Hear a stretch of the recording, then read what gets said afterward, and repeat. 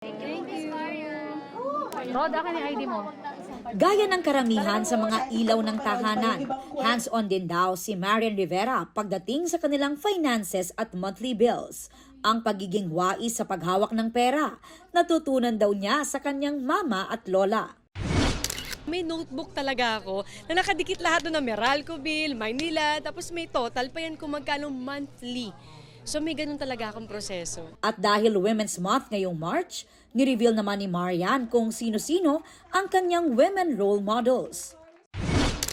Nanay ko, lola ko, mami ni Dong, tita ni Dong, si Zia. Alam mo, lahat sila na nasa paligid ko ay nagbibigay ng inspirasyon talaga sa akin. Mensahe naman niya sa lahat ng kababaihan.